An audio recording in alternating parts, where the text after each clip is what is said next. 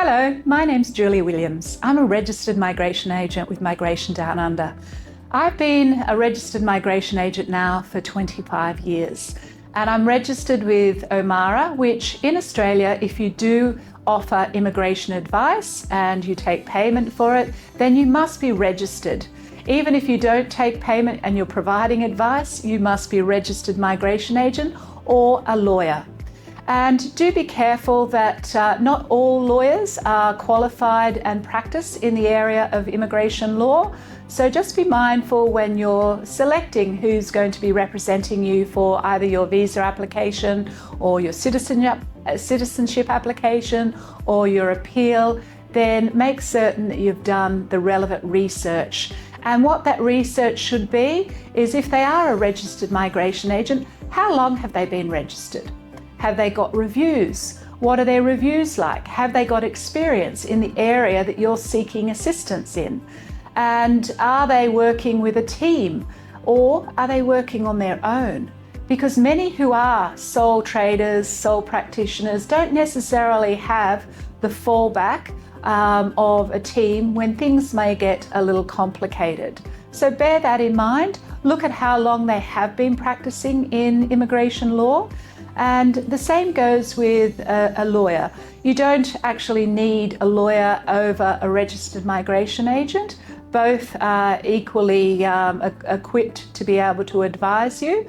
But with a lawyer, the system's only been deregulated for, I think, probably the past 3 years, maybe it's 4. Time does go so quickly when you've been around this space for 25 years.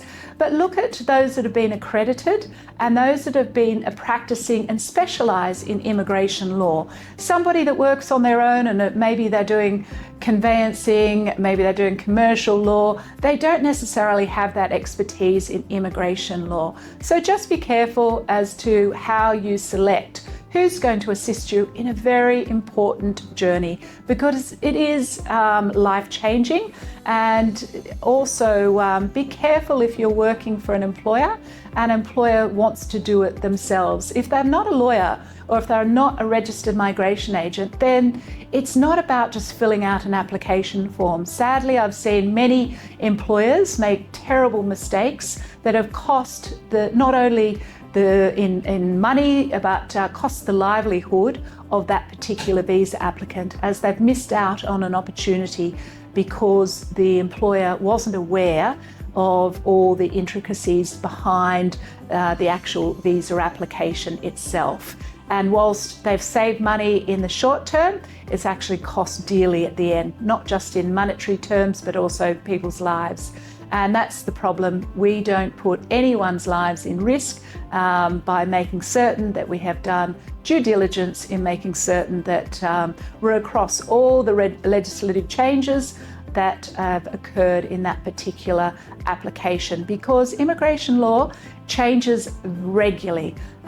Usually at least 3 times a year there are significant changes, and sometimes more often, depending on what the focus of the government is at that time.